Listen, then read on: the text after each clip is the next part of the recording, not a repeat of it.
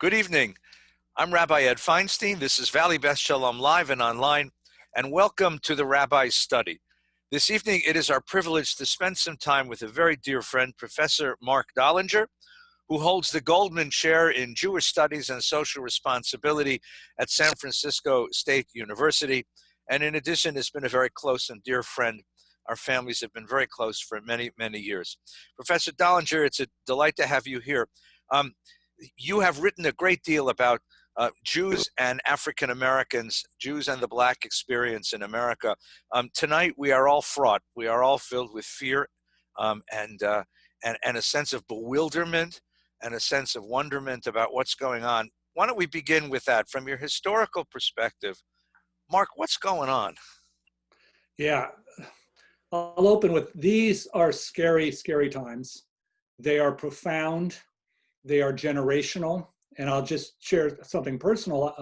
A former student of mine from SF State, who's graduated, several years ago and is off to USC Law, just sent me an email yesterday out of the blue, and her first three words were "I am scared," and then it went on to sort of ask my perspective as an historian and as someone who's interested in Jews and social justice. What's happening and what can we do? I'll speak as a scholar and as a Jew and as I hope a humanitarian as we sort of move through all of this. In one sense, this is epic in the worst possible way. We haven't seen something like this since the 1960s or since Rodney King, for those of us from LA. And in another sense, this is actually not unusual at all. That this is a continuous line from 1619, the first forced migration of an African in slavery to the United States. Among white Jews and among African Americans, there are two fundamental differences in how we view and understand history, and is actually might be the most useful way for VBS folks to sort of understand this. The first is what we call American Jewish exceptionalism or American exceptionalism. That's the theory that the United States and our history is different and better than the history of any other country in any other place.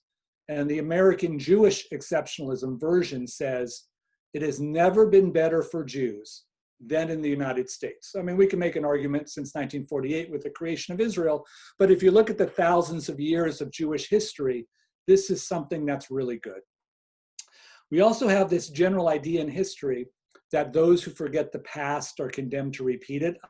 Academic historians hate that line because as we joke, what about World War II, if we're learning from the past?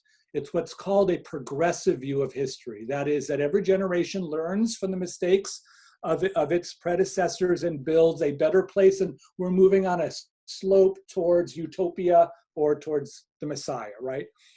And African American history and US history does not and has not ever followed an exceptionalist or progressive view.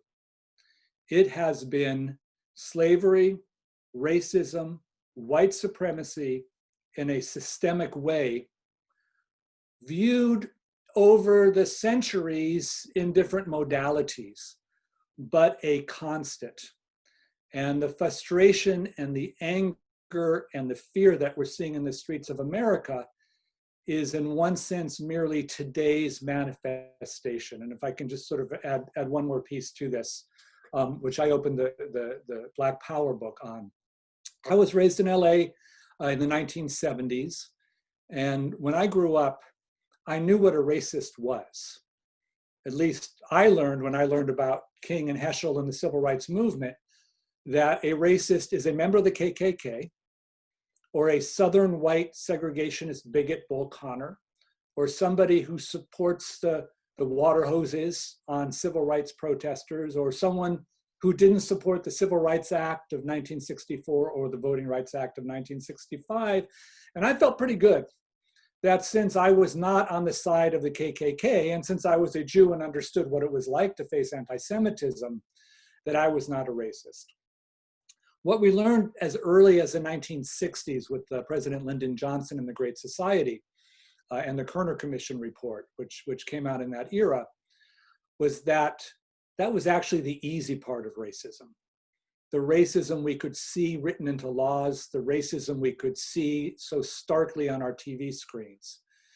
In fact, we, meaning white America, began to look at racism as systemic and institutional, which means that it is woven into the fabric of society in a way that gives privilege to those of us who have white skin as opposed to those who are people of color. This is very challenging for Jews because we face persecution as Jews, just as most American Jews have white skin and don't get followed along in 7-Eleven. So in my public speaking and in my work in the Jewish community, I see, and this hopefully might be helpful to folks today, a clash between that old definition of racism and the new understanding of how insidious it is. And when it's time for self-reflection, if we want to figure out what our role is or what our part of it is, I think the quicker we can let go of this notion that white Jews are immune from racism, the better. So let me just sort of pause there to see if you have thoughts or comments or follow-ups. Well, let me ask you the question, and I'm going to, again, apologize for the naivete, but I think that it's sort of on the minds of many people, especially as we're watching what's on our TV screens, okay? I think an answer, someone might answer you as follows. They might say, well, yeah, I understand that there's racism here and there, but I'm not racist. And they'll say, look at America. We had a black president for 8 years. I see black faces on my television screen, the newscasters, the movie stars, the celebrities.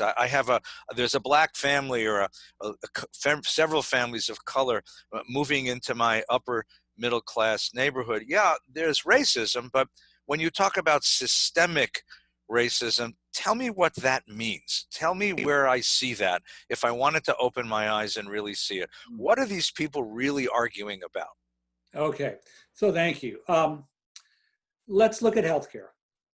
To begin with healthcare.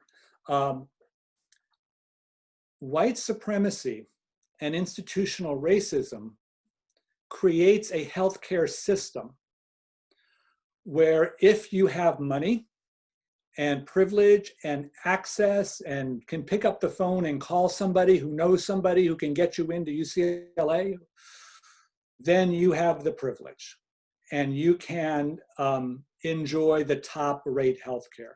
I'm looking over a book I just read called Black Man in a White Coat, a New York Times bestseller memoir of an African-American man in med school.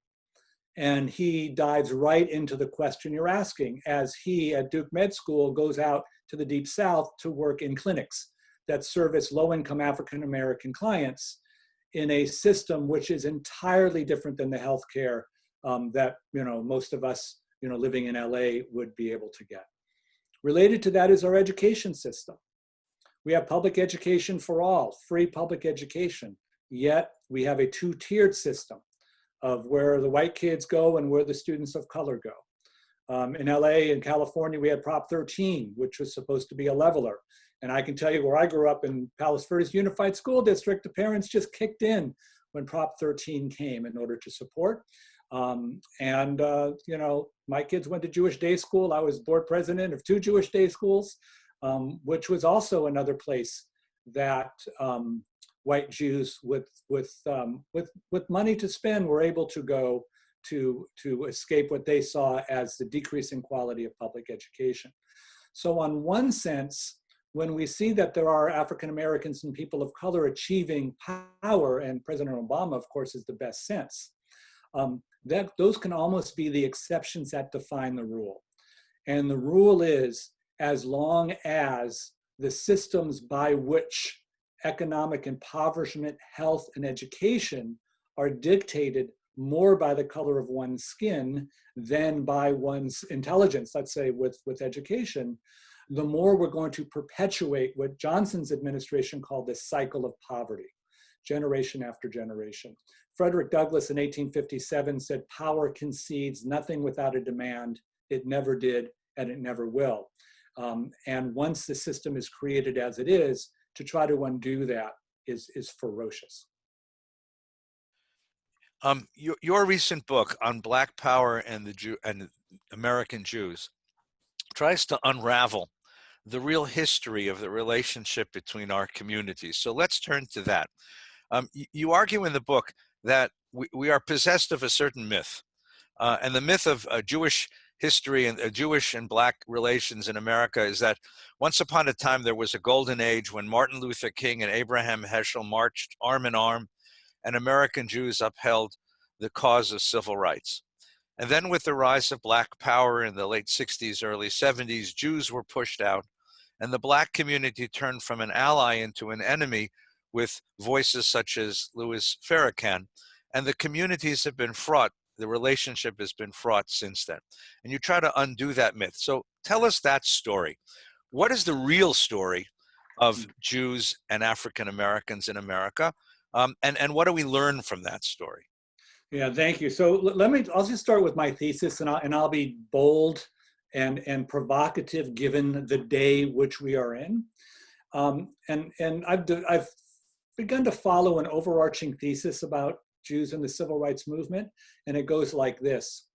American Jews joined the civil rights movement, at least white American Jews, while African Americans joined the movement for racial equality. The challenge is the difference between the word civil rights movement and movement for racial equality. For most white American Jews, the civil rights movement ended in 1964 and 1965 when Jim Crow ceased to exist because of the Civil Rights Act and the Voting Rights Act. That did not bring racial equality.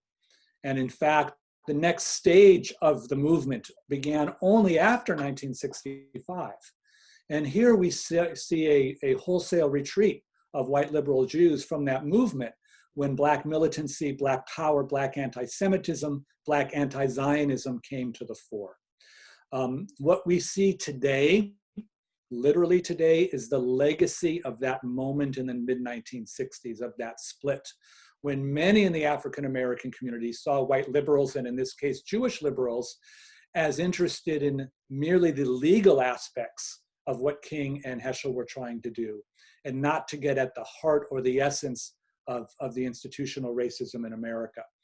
So in order to wind it back and then retell the story, when I was growing up in synagogue religious school back in the day, I learned that there were three reasons that American Jews joined the civil rights movement and the Black Jewish Alliance. One was history. That is, Blacks and Jews had a common history of oppression, and that common history brought us together. The second was sociology. That is, that Blacks and Jews both know what it is to be marginalized in society, and that would naturally bring us together. And then the third is Judaism itself, tikkun olam, social justice, tzedek tzedek tirdof. We are mandated by our religious faith to engage in social justice work. And that worked for me until I went to graduate school and started looking at the sources and discovered that the history we remember, or at least I remembered, as opposed to the history that actually happened, were entirely different. Let's take each of those three. History first. While it is true that Jews have experienced a history of persecution, there is a fundamental difference between American Jewish history and African American history.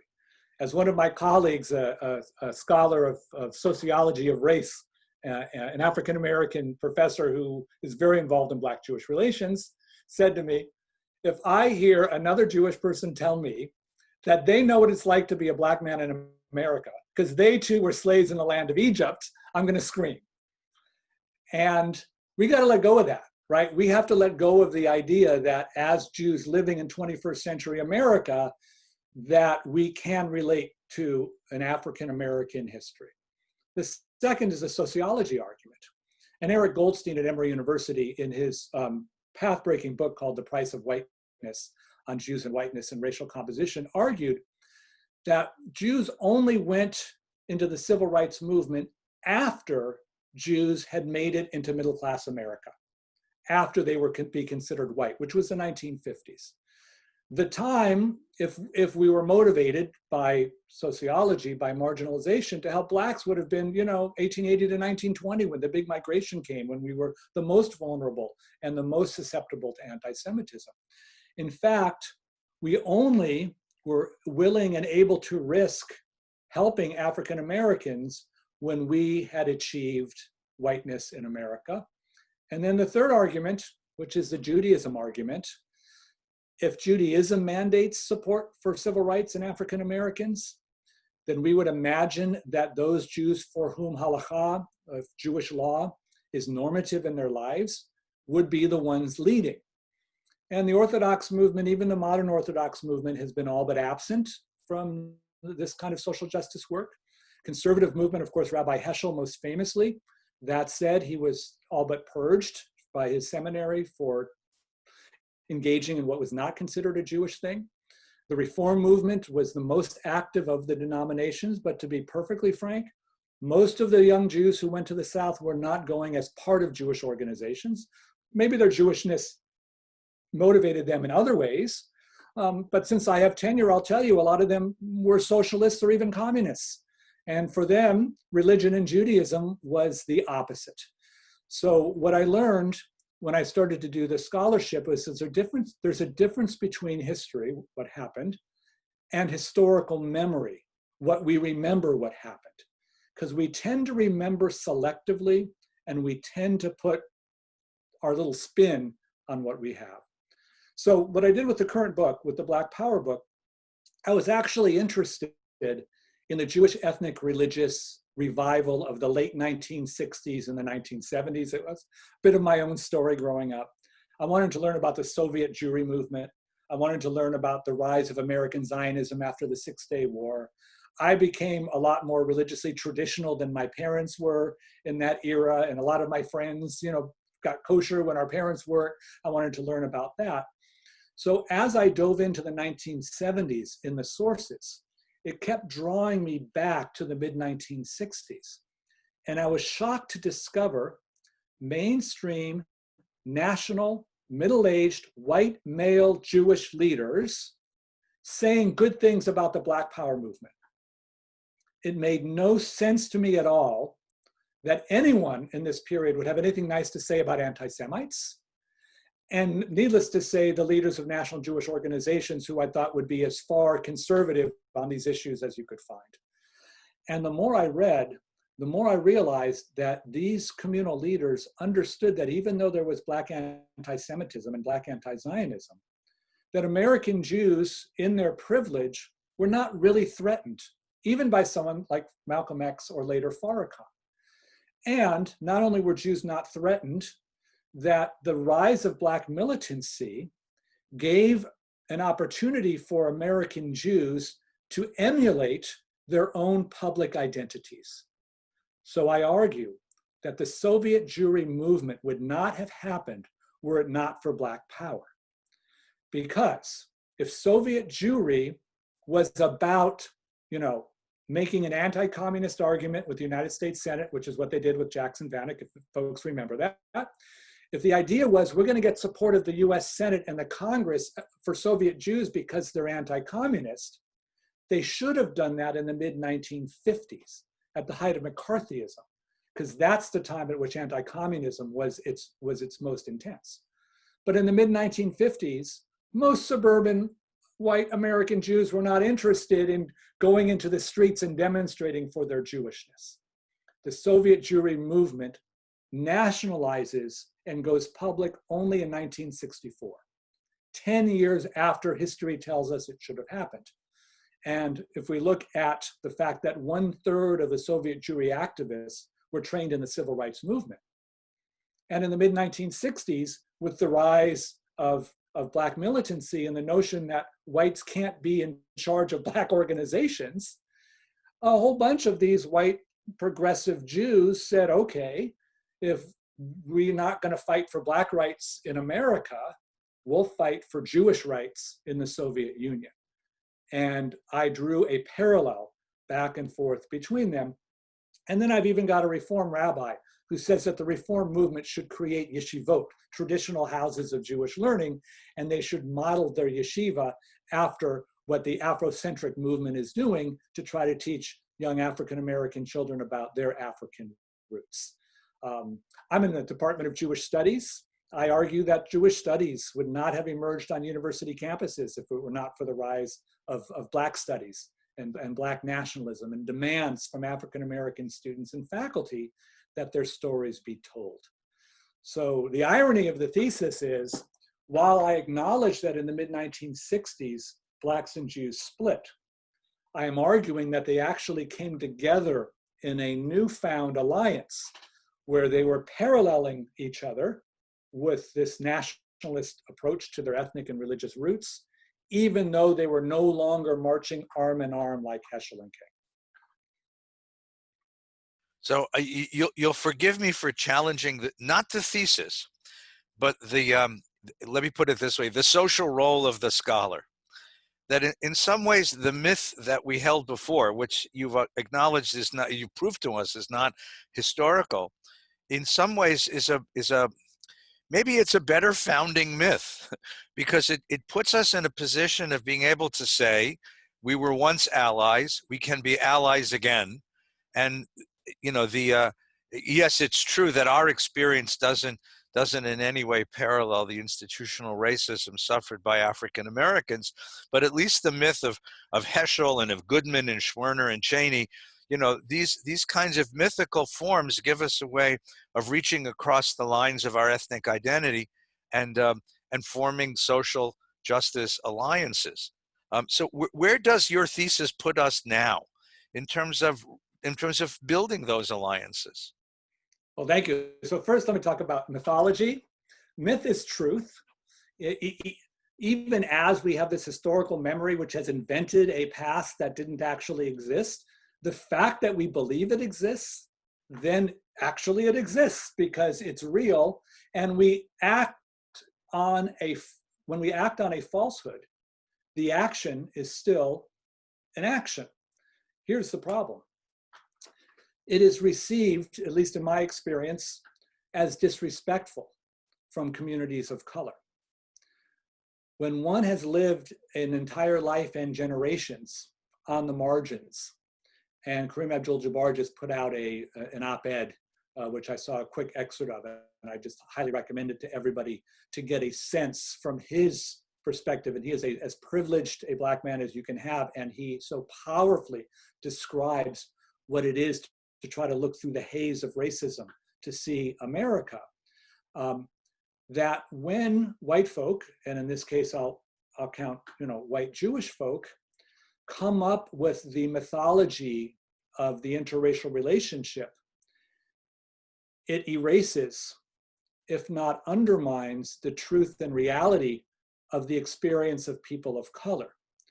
I'll share with you an anecdote which will relate to sort of what we can do about it. Up here in the Bay Area, I am often brought into Jewish organizations by their leadership to talk about Jews, whiteness, power, and privilege. And it generally goes as you were just describing, that we have a group of white Jews, they're very interested in social justice, they want to get in spaces with other communities here in the Bay Area. They show up with their Schwerner, Goodman, Cheney stories, with their Heschel King, with big smiles and good open hearts. And they are received as outsiders who just don't get it. Because when they walk in and present themselves that way, they are reflecting the truthfulness that they do not experience the lives of those who are in the room, which means they can't fully understand and appreciate its depth, which means that we can't really work to solve it if we can't see it. And worse, if we have this facade of a self-image, which is self-aggrandizing, as opposed to reflective. So my advice to folks, you know, when I'm out, back in the day when I could go out and lecture, is number one, pause.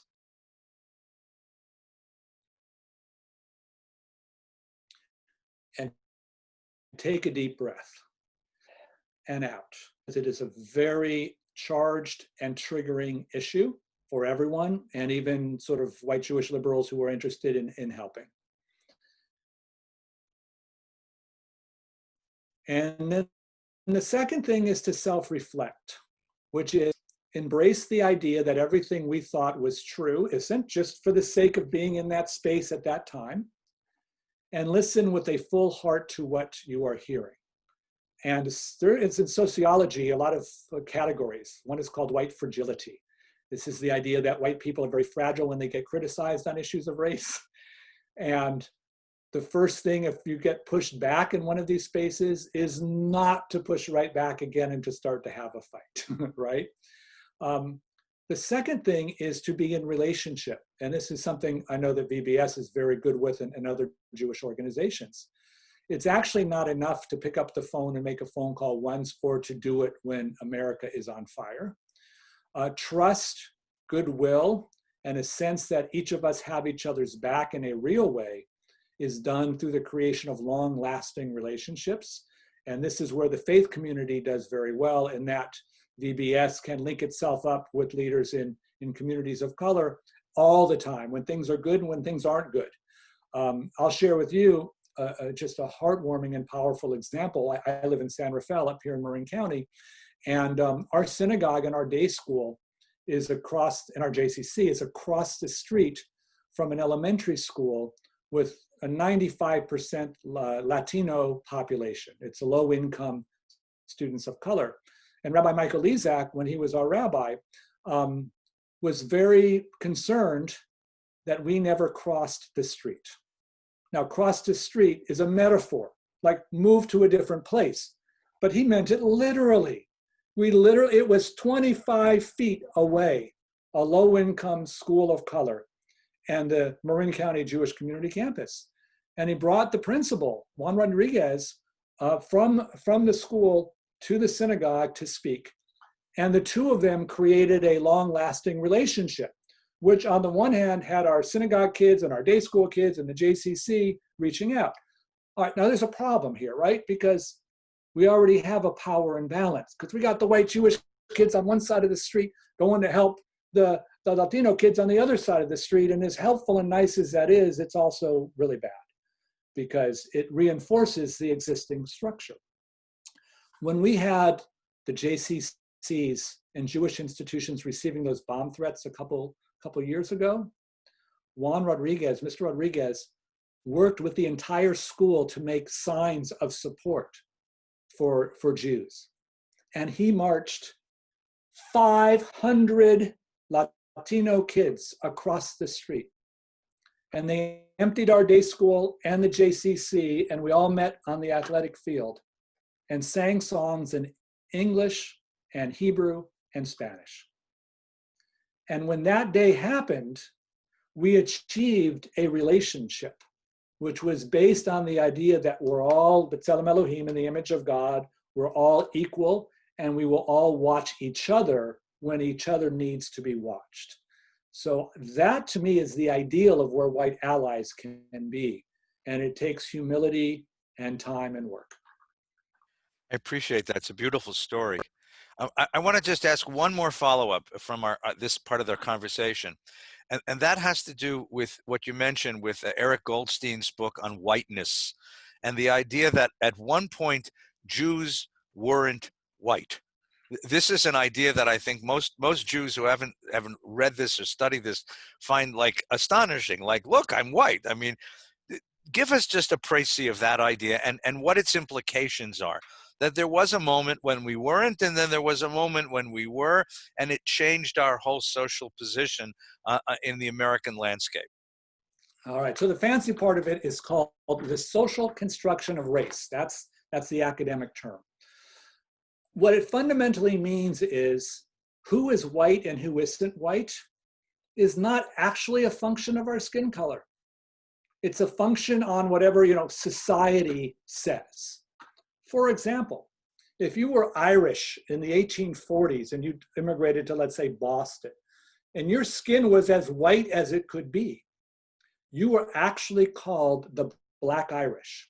And socially, on the power structure of Boston in the mid-19th century, you were lower than free Blacks. society tends to bring people into power and out of power, and we call that into whiteness and out of whiteness. Now, the truth is, it has a lot to do with the color of your skin, and it also has to do with society and with social construction. So I'll give you a mathematical example, and then we'll talk about the Jews. Let's imagine you have 16 great-great-great-great-grandparents, however many you need to get 16 up there. Let's say 15 are from Italy and 1 is from Ireland. What are you? Probably you're Italian. Probably your name is Italian, your religion is Italian, your ethnicity is Italian. Somewhere there might be a little bit of Irish that snuck down depending on how it went, but you're 15/16 Italian. Now let's take those same 15 Italian, but let's make the 16th African. What are you now? In America, you're black, because it's called the 1-drop rule. 1 drop of African blood makes you black. Even if you can pass as white, if you're 15/16 Italian and 1/16 African. So the fact that 15 parts Italian, 1 part something else will make you white in one scenario and black in another scenario demonstrates that whiteness is not a scientific category, it is a sociological category. And here's the challenge for Jews, white Jews from Eastern Europe, where I think probably a lot of VBS folks come from, my ancestors come from. I'm white, I present as white. But for my great-grandfather, who came at the turn of the 20th century, he was not considered white because of anti-Semitism. In 1921, 1924, the US Congress passed immigration restriction based upon anti-Semitic tropes. Let's take the worst example and the one that clearly comes to mind. According to the Nazis in the 1930s and 40s, Jews were not white. Jews were subhuman. Jews were genetically inferior, and Hitler and the Nazis used that inferiority as a defense of genocide. And this is why, now I'll just switch again from the Shoah, this is why I find Jewish studies intellectually fascinating as a discipline, right? And that is that Jews are one of the rare groups of people that have moved into whiteness and outside of whiteness over time and place. And this is what Professor Goldstein's book, he traces basically 1870s to the 1960s and shows how and when Jews come in and out of whiteness. Karen Brodkin Sachs writes in How Jews Became White Folks that Jews were not white until the 1950s and continue to whiteness now. The last 2 or 3 years with the spike of anti-Semitism have brought Jews back to a feeling that we're not enjoying the power and the privilege that we once were. To give you one more example of this, 2 syllables that really tend to trigger sort of white Jewish audiences, quotas, because quotas are anti-Semitic, at least this is how we tend to understand quotas. Because when quotas came up in the mid-1960s in Johnson's administration, American Jewish organizations opposed the quotas because they remember the 1920s when quotas kept Jewish kids out of college and out of grad school and out of partnerships in law firms and all the other anti-Semitic stuff that was going on in the 1920s. But here's how this plays on your question.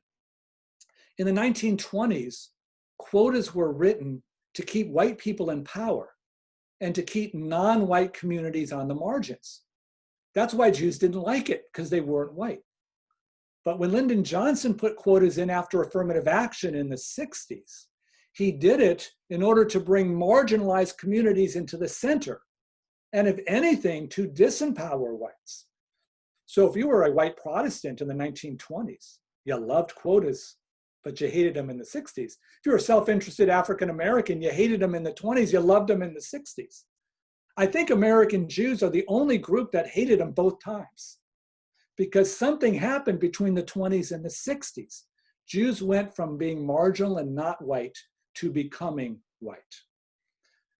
So it's a complex subject, and there's how we land. I like it. It's such a fascinating, because we never think of ourselves as non-white. I mean, we think of ourselves as excluded at certain points in history, but non-white isn't the category that we would assign to ourselves. And then just to finish this, so then you get the remarkable observation of the great sage Lenny Bruce, the great comedian, who understood, the exact opposite, right? That if you're not white, you're cool. If you live in Greenwich Village in the 1960s, you're cool. So he says, who's Jewish and who's not. And the routine begins by saying, Duke Ellington is Jewish, Ella Fitzgerald is Jewish, all black people are Jewish.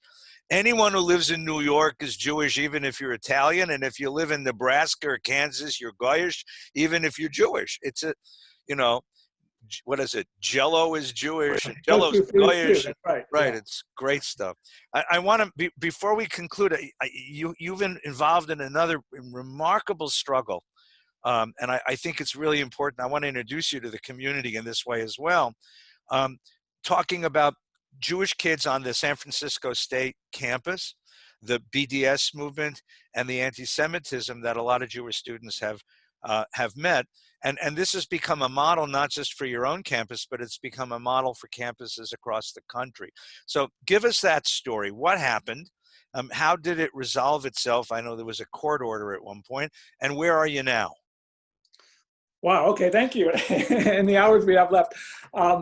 So first I'll say this is my new book, the book I'm writing now, which is half memoir, half academic book. It's on campus anti-Semitism.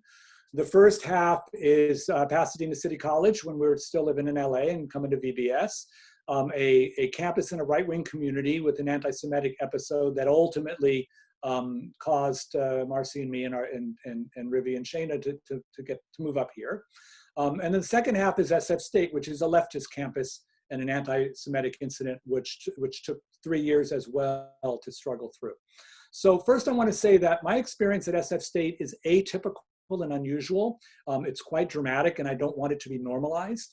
When we bring sort of Jewish national leaders to campus to walk them through because they're interested, I always say to them, consider us what happens if you don't do it right. We're like the worst case scenario rather than typical. And I should say the university is a place for our young people to be challenged in their views. That's why I went into academics. That's why I came to SF State. So when I have Jewish students come to my office who are concerned about what they heard about Israel, let's say, or Zionism, which comes up a lot on my campus, I want them to platform this as a chance to learn new things and new perspectives they haven't before. And I do my best with Jewish high schools to work on curriculum to sort of prepare them for this as well, so they're not showing up on the campus not knowing anything else. And I am an educator when it comes to anti-Israel stuff. Anti-Zionism, it depends, but when it comes to anti-Semitism, we need to scream and yell from the rooftops. And this is what happened on my campus. The mayor of Jerusalem, who was then near Barkat, came to give a talk that our Hillel had hosted. And a group of protesters came and shouted him down, yelled and screamed to stop him from talking. This is quite typical. On our campus, and as VBS folks know, it happens on campuses all over the country. It's, on one sense, part of free speech. And, you want to come and yell at the mayor, come yell at the mayor. And by the way, after you're done yelling at the mayor, you either sit down and listen or you leave. Because you don't have the right to stop the mayor from speaking. And you don't have the right to stop the Jewish students and non-Jewish students who want to hear the mayor of Jerusalem speak. In this case, they went on for close to an hour. The mayor didn't speak. And we have a protocol that we follow at SF State because we're very aware of where free speech rights begin and end. And when I went to the administration to, share, this was the first time this administration had dealt with something like this, to sort of talk to them about what happened and what I would like to see it go on, we got nowhere. And we got nowhere fast. And there is something called anti-normalization. Anti-normalization is a far leftist political ideology that says you cannot normalize your enemy. If you normalize your enemy, you are aiding and abetting your enemy. And on my campus, Zionism is the enemy. So anti-normalization means you cannot normalize Zionism, which means if you believe this, you can't take our Jewish studies class on Zionism, which is, I think, what you should be doing at a university. you can't engage in a dialogue with Jewish students about Zionism in Israel and Palestine. As one of the anti-normalizing students told our school newspaper, they wouldn't even make eye contact with a person they perceive to be a Zionist. So under this thinking, the only answer is the complete removal of Zionism and Zionists from campus. So when some students after the election of Trump organized a day-long fair or rally where you could have tables set up and learn about what rights students had who felt threatened in the current administration, our Hillel was invited and very excited to talk about HIAS and all the Jewish organizations that can help. And after they were accepted, they were unaccepted. They were told they ran out of room. Well, a good Samaritan came forward and said, no, you were not uninvited for lack of space. You were uninvited because you're Zionists. And an internal investigation determined that indeed, by unanimous vote of students, staff, and faculty, Jewish students were excluded from a leadership role because of their perception of Zionism. And then when we broke it to the newspaper up here, and people can go to jweekly.com and type in my name or SF State, you'll see all the articles. The newspaper reporter, Dan Pine, went to the then university president to say what I thought was a stupid question: are Zionists welcome at SF State? The answer is one syllable: yes. State law says yes. Educational mission says yes. And the president spent about a paragraph rambling that he did not believe in absolutes and he did not think that all Zionists were welcome on campus. These successive things just sort of lit the fuse, as it were. And the Lawfare Project, a New York-based NGO, filed lawsuits, complaints in federal court and state court. And then ultimately, literally the morning of jury selection of the trial of the state case, a landmark legal agreement was signed between the university and the Lawfare Project in order to ensure that this kind of stuff doesn't happen. That university president announced his retirement this year. President Lynn Mahoney has taken over at SF State. She is exceptional. Not only was she inheriting, of course, this situation, there's no way any of us could have understood with COVID what her first year as university president would have been. She is exceptional in understanding what the role and mission of a university is, where we all get challenged when we should be challenged, and when lines get crossed, we can, make sure we step back on the other side. So things are looking a whole lot better now. How have they changed? How has the life changed for either Zionists or for Jewish kids on campus? Okay, so what concerned me the most, all right, so first of all, students get to be students. Students get to make mistakes. Students get to do what they want to do. I think that's part of being an undergraduate. I'm less concerned about that. And just for the record, I've never ever gone after students who are protesting against Zionists because I think that they have a right to do that. I have a problem with the administration. The power structure that does not enforce our university's mission or California state law, and then ultimately when it does move into anti-Semitism.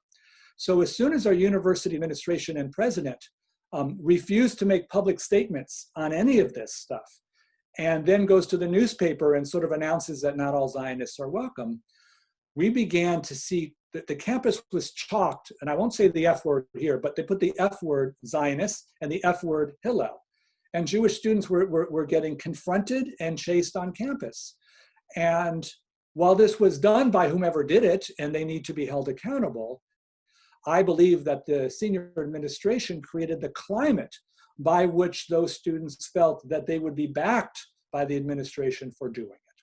So I needed that environment to go away. I needed students to know that this was an administration that would not permit that sort of harassment. And as soon as the previous president left and the new one came in and began making public statements and began meeting with people and began explaining what a university is and what a university isn't, we didn't see any more of that. And then COVID hit, of course, and now sadly we have no campus life. I'll tell you behind the scenes now that I'm working with the administration as we are working now for, in the fall we're going to still be remote, but hopefully by January we'll be back on campus where we will be ready to go in order to do things as we should. Do you think this changed the temper on other campuses around the country? The lawsuit and the resulting agreement that you came to? Okay, that's a great question. I think from perspectives of student activists, probably not at all. When you're young and you're in college and you want to change the world and you have your own view of what that means, you're gonna do it. And I think that's a really good thing for our young people to have that time to do. Where I think it does matter is with the university presidents and university council, because what they see is what can happen to them if they don't make public stands on what behaviors align with the university mission, what behaviors contravene the university mission. That would be the optimistic way to say it. The pessimistic way is, oh my God, if I don't say something, am I going to get sued as well? And I think that that's actually where the power of that comes in. And 5 or 8 campuses every year have an incident like this that happens. You know, it comes Duke, UCLA, Irvine's had it. It moves around, and when it moves to that campus, because I've heard this informally, folks send our legal agreement to the Jewish activists on that campus to say, this is your list of demands. Don't accept anything less, because this is the new standard for what universities need to do. And I think that's where its power is. Well, congratulations on achieving that. That's remarkable. Before we conclude, the name of your book, the one on Black Power, the name of the book is? Black Power, Jewish Politics. And it's Black available Power, Jewish Politics. Black Power, Jewish Politics, available on Amazon? Amazon, Barnes & Noble, everywhere, yeah. And the name of the new book? The new book I haven't titled yet, but it's going to be Campus Anti-Semitism, a memoir of some sort. Something exciting. Thank you. Ironically, the book title is the last thing that gets written, as you know, as right. the author. I know very well. Thank you. I want to thank Professor Marc Dollinger from San Francisco State University and Moshe the Roche, our dear friend, for joining us this evening for a conversation. Thank you, Marc. Please share our love with your family and stay safe. And to everyone who's watching tonight, take good care this week. We need everybody to stay safe. Friday night, 5:45 p.m., Valley Beth Shalom will be joining with Sinai Temple for a joint Shabbat of hope and peace. You'll find it on Facebook and on YouTube. Please join us that evening. Rabbi Wolpe and I, the clergy of VBS and Sinai, will be sharing, and our special guest is the Reverend Dr. Najuma Pollard-Smith, who will be sharing with us her perspectives on this, on the violence about us, on the demonstrations, on this remarkable moment in the history of our community. We wish everyone a very safe evening. Take good care.